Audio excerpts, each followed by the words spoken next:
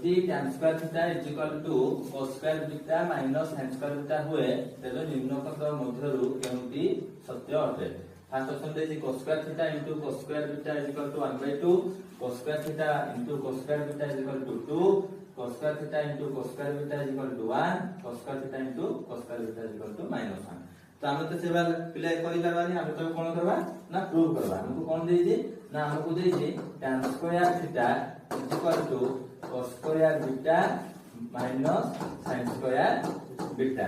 तो हम कोन करबा ना cos स्क्वायर बीटा को हम रखियो चेष्टा करबा काहे ना cos टर्म रे सब अछि।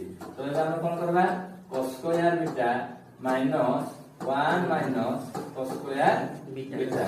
तो ताले कोन करबा cos square beta minus 1 plus cos square beta.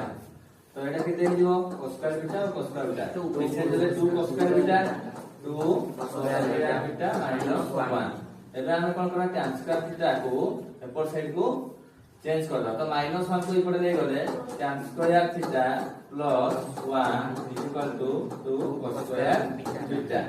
तो एबे कोन होबो tan square theta plus 1 sec square theta is equal to 2 cos square beta.